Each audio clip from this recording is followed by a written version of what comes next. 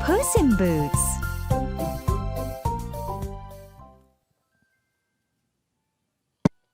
Once upon a time, there was a miller who had 3 sons. They all lived in a small village. The 2 older brothers were very lazy and left all of the hard work to their youngest brother.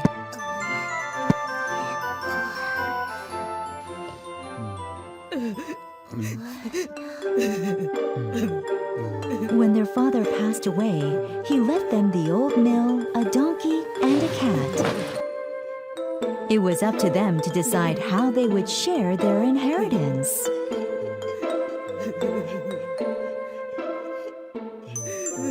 When the funeral was over, the older brothers whispered among themselves and made a plan.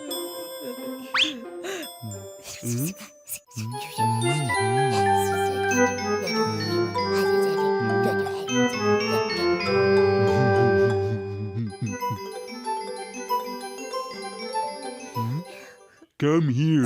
We have made a decision. We are going to take the mill and donkey.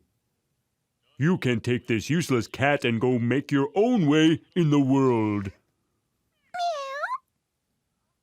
The youngest brother was left with no choice, so he did as he was told.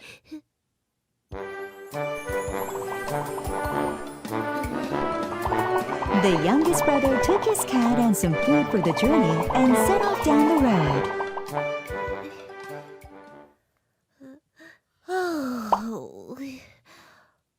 What are you good for, Puss? How will I make a living? Don't despair, Master. Just give me a sturdy pair of boots and a large sack, and I will take care of the rest. A sack and a pair of boots? The youngest brother couldn't imagine why his cat needed a sack and a pair of boots, but he brought them anyway.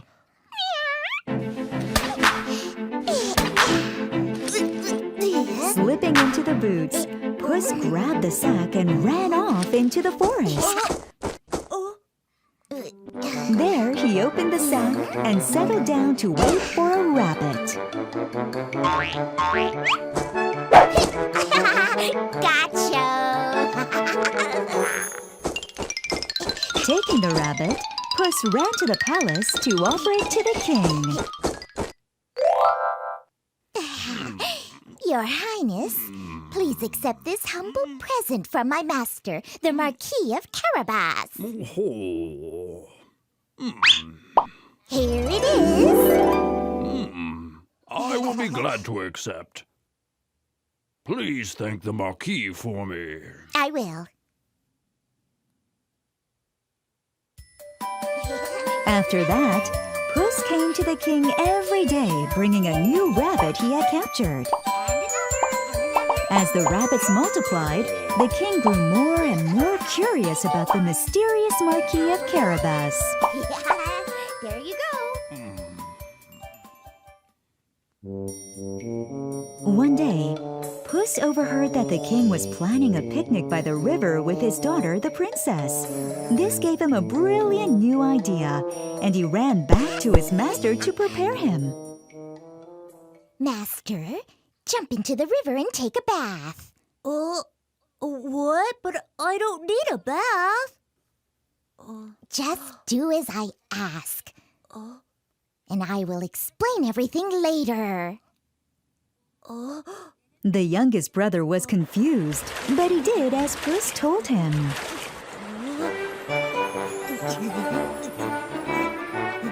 When he saw the king's carriage approaching, Puss began to shout at the top of his voice. Help! Help! The Marquis of Carabas is drowning! Help! The Marquis! The Marquis of Carabas! The king was surprised as he recognized the name immediately. The Marquis of Carabas? We must help him right away! The king sent his servants into the water to rescue the Marquis. Oh, what a misfortune. Oh, Your Highness. Someone has stolen the Marquis of Carabas's clothes. Of course, this was a lie, and Puss had hidden the clothes away himself. The youngest brother held his tongue and let Puss speak for him.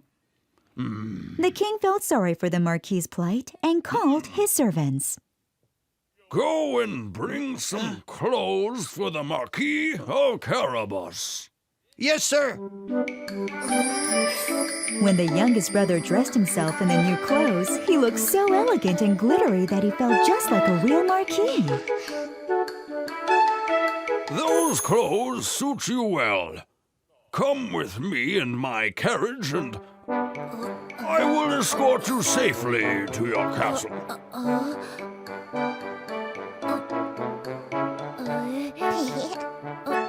Thank you, Your Highness. Thank you so much. The youngest brother was very nervous because he didn't have a home, much less a castle. Trust me, Master, and get into the carriage. Everything will be taken care of. Puss ran up the road ahead of the king's carriage until he reached a large wheat field that belonged to a horrible ogre. He stopped and called out to the peasants who were gathering wheat. Good peasants, lend me your ears. If you will help me, I will rid you of the ogre. So please help me. Surprised, the peasants gathered to listen. Tell us, what do you want us to do? When the king's carriage comes down this road, the king will ask you who this land belongs to. Answer him that it belongs to the Marquis of Carabas. Okay? Having settled that, Puss hurried off in the direction of the ogre's castle. When the king's carriage passed the wheat field,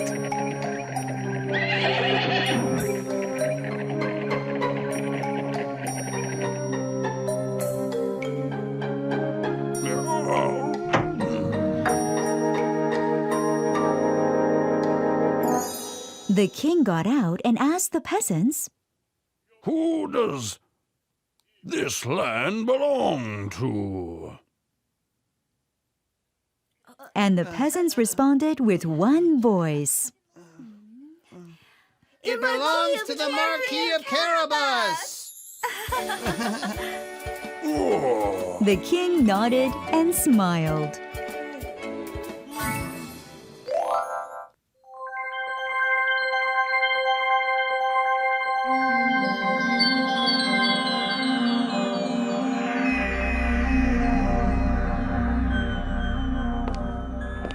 Meanwhile, Puss arrived at the ogre's castle and went inside. Greetings, sir. Who are you? I serve the noble Marquis of Carabas. He is on his way here, bearing rich gifts for you. Is that so? It is. It is true that you possess great magical powers. What? Do you dare to doubt my powers, insignificant worm? I just hope to have the honor of seeing it for myself. I heard that you can transform into any animal. A piece of cake. Watch and tremble. Ha.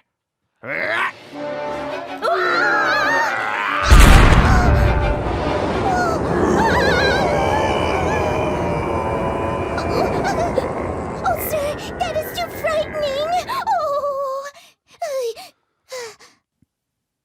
The ogre came back to his original form. How did you like that? Do you doubt my powers now? That was very impressive, sir. But I am sure you could never turn into a small animal, like a mouse. What? Nothing is impossible for me. What?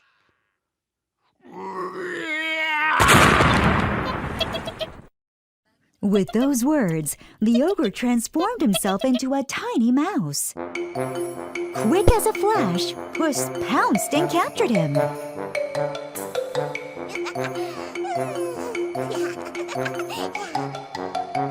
And he popped the mouse into his mouth and swallowed it whole. Just at that moment, the king entered the castle.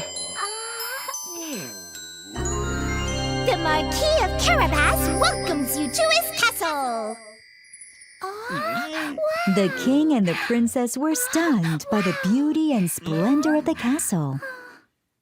Marquis, your castle is indeed grand and your lands are prosperous. Would you accept my daughter's hand in marriage?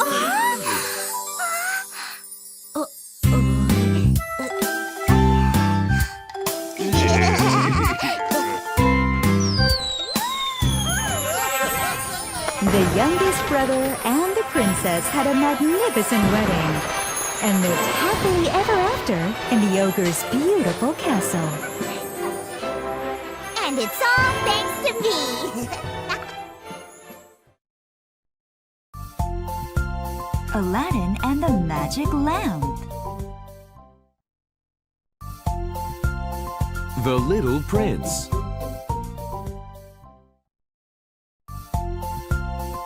Five peas.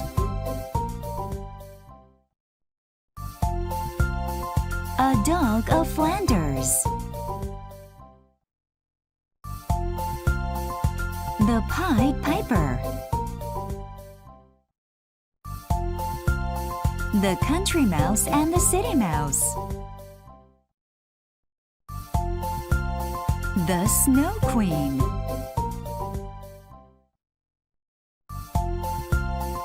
Carrot Head.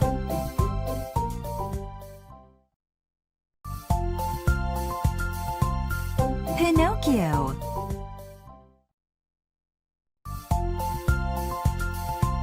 Les Miserables.